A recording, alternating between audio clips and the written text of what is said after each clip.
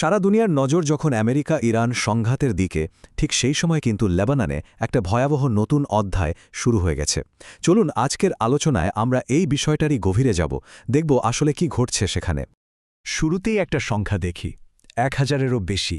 হ্যাঁ, ইসরায়েলের সাম্প্রতিক আক্রমণে লেবাননে 1000-এরও বেশি মানুষ মারা গেছে। এই সংখ্যাটা থেকেই কিন্তু বোঝা যায় সংঘাতটা কতটা ভয়াবহ আকার নিয়েছে। আর এই 1000 জনের মধ্যে 100-রও বেশি হল শিশু, ভাবা যায়। আর একটা সংখ্যা দেখুন, 10 লক্ষের বেশি।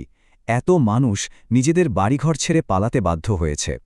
এই একটা সংখ্যায় বলে দেয় যে কি বিশাল এক মানবিক সংকট তৈরি হয়েছে। তো এই সব কিছু দেখে একটা প্রশ্ন কিন্তু উঠছেই, লেবানন কি তাহলে আরেকটা গাজায় পরিণত হতে চলেছে? আজকের আলোচনায় আমরা এই প্রশ্নটারই উত্তর খোঁজার চেষ্টা করব। দেখব গাজার পরিস্থিতির সাথে এই তুলনাটা কতটা যৌক্তিক। আচ্ছা, তো এই যে এত বড় একটা সামরিক অভিযান চলছে, এর কারণটা কি? নাকি এটা স্রেফ একটা অজুহাত? চলুন এবার এই বিষয়টা একটু খতিয়ে দেখা যাক, কারণ এর পেছনে কিন্তু দুই রকম ব্যাখ্যা পাওয়া যাচ্ছে।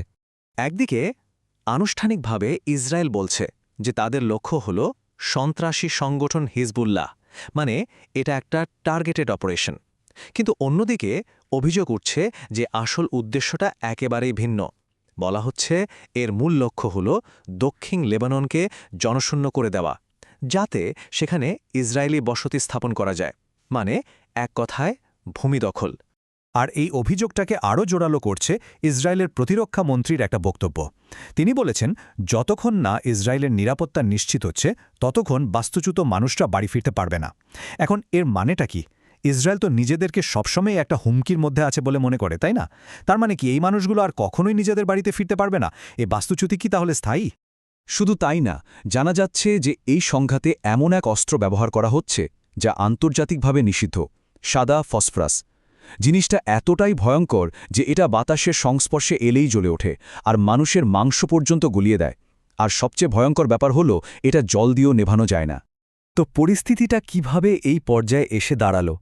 মানে একটা চাপা উত্তেজনা থেকে কিভাবে এটা একটা সর্বাত্মক যুদ্ধের দিকে এগিয়ে গেল? চলুন এবার সেই ঘটনা প্রবাহটা একটু দেখে নেওয়া যাক। দেখুন, 2023-এর অক্টোবরে হামাসের হামলার পর হিজবুল্লাহ গাজার সমর্থনে ইসরায়েলের রকেট ছড়া শুরু করে। এরপর 2024-এর সেপ্টেম্বরে একটা বড় ঘটনা ঘটে। হিজবুল্লাহর পেজার আর ওয়াকিটকিগুলো একসাথে বিস্ফোরিত হয় আর তাতে হাজার হাজার মানুষ হতাহত হয়। এর ঠিক পরেই ইসরায়েল হিজবুল্লাহর পুরো নেতৃত্বকে, এমনকি তাদের 32 বছরের নেতা হাসান নাসরাল্লাহকেও হত্যা করে। একটা যুদ্ধবিরতি হয়েছিল বটে, কিন্তু সেটা টেকেনি। আর সবশেষে 2026-এর মার্চে ইরানের সর্বোচ্চ নেতাকে হত্যার পর হিজবুল্লাহ যখন প্রতিশোধ নেয়, তখনই ইসরায়েল লেবাননের ওপর এই ব্যাপক আক্রমণটা শুরু করে। মানে পরপর ঘটনাগুলো পরিস্থিতিকে নিয়ন্ত্রণের বাইরে নিয়ে গেছে। আচ্ছা, এবার আমরা এই আলোচনার এমন একটা দিকে যাচ্ছি যা বেশ বিতর্কিত। আর এখানে শুরুতেই একটা কথা স্পষ্ট করে দেওয়া ভালো, আমরা কিন্তু কোনো পক্ষ নিচ্ছি না বা কোনো মতামতকে সমর্থন করছি না। বিভিন্ন সূত্রে যে ধরনের তুলনা বা যুক্তি উঠে এসেছে, আমরা শুধু সেটাই তুলে ধরছি। যেমন তুরস্কের রাষ্ট্রপতি এরদোয়ানের এই উক্তিটি দেখুন। তিনি বলেছেন, নেতানিয়াহু শুধু হিটলারের চেয়ে খারাপ নন, তিনি হিটলারের চেয়েও ধনী, কারণ তার কাছে আমেরিকার সমর্থন আছে। একজন বিশ্ব নেতার মুখ থেকে এমন একটা কথা, বুঝতেই পারছেন তুলনাটা কতটা গুরুত্বপূর্ণ। তো প্রশ্ন হল, কেন এই তুলনাটা করা হচ্ছে? সূত্রগুলো বলছে এর পেছনে কয়েকটা কারণ আছে। যেমন বলা হচ্ছে, নাৎসিদের নৃশংসতা ছিল অনেকটাই গোপন, কিন্তু এখন যা হচ্ছে তা স্যাটেলাইটের যুগে সবার চোখের সামনেই ঘটছে। আবার যুক্তির দিক থেকেও মিল খোঁজা হচ্ছে। হিটলার বলতেন জার্মানির সম্মান রক্ষার কথা, আর ইসরায়েল বলছে নিজেদের অস্তিত্ব রক্ষার কথা। এর সাথে আরও যোগ হয়েছে ফিলিস্তিনিদের পশু বলে অমানবিকীকরণ করা এবং আন্তর্জাতিক সংস্থাগুলোর আশ্চর্য রকম নীরবতা। এই সব মিলিয়েই কিন্তু এই বিতর্কিত তুলনাটা আসছে। আর এই ভাবনাটা যে শুধু রাজনীতিবিদদের মধ্যেই আছে তা কিন্তু নয়। অস্কার বিজয়ী অভিনেতা হাভিয়ের বারদেমও কিন্তু একই ধরনের কথা বলেছেন। তার মতে ইসরায়েলি সেনাবাহিনী ঠিক নাৎসিদের মতোই কাজ করছে, একই যুক্তি, একই সন্ত্রাস। তার মানে এই ধারণাটা সমাজের বিভিন্ন স্তরে ছড়িয়ে পড়ছে। তো আমরা যুদ্ধ দেখলাম, কারণ দেখলাম, বিতর্কিত তুলনাও শুনলাম, কিন্তু এই সব কিছুর পেছনে কি আরও বড় কিছু আছে? এবার আমরা এই আলোচনার একেবারে মূল জায়গায় আসব।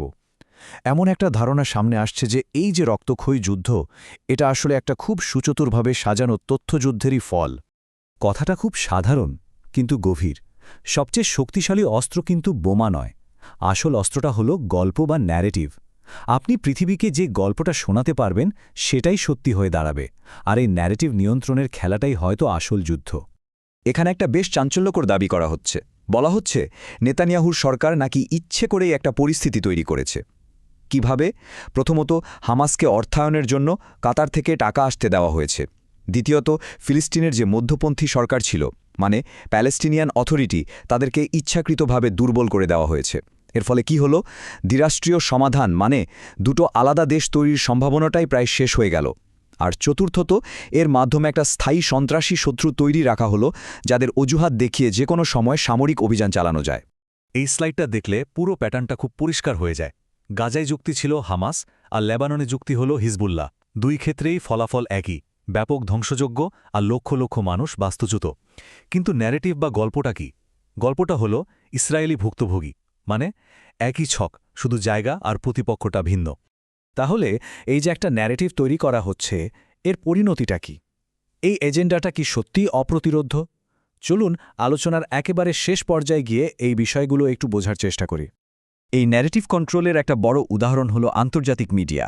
তথ্য বলছে আমেরিকা বা ইউরোপের বড় বড় সংবাদ মাধ্যমগুলো যখন বোমা হামলা বা হতাহতের খবর প্রকাশ করে, তখন অনেক সময় শিরোনামে ইসরায়েলের নামটাই উল্লেখ করা হয় না। এর ফলে কি হয়? ইসরায়েল সরাসরি সমালোচনার মুখে পড়ে না। এটাই হলো ন্যারেটিভ নিয়ন্ত্রণের শক্তি। আর এখানেই আমরা আজকের আলোচনা শেষ করব একটা ভয়ঙ্কর প্রশ্ন দিয়ে। সূত্র থেকে পাওয়া এই প্রশ্নটা হল, যদি কেউ প্রকাশ্যে নিজের কনসেন্ট্রেশন ক্যাম্প ঘোষণা করার সাহস পায়, তাহলে তাকে আটকানোর মতো কে আছে? যখন ক্ষমতা আর ন্যারেটিভ দুটোই একজনের হাতে চলে যায়, তখন তার পরিণতি কতটা ভয়াবহ হতে পারে, এই প্রশ্নটা আমাদের সবার ভাবার জন্য রইল।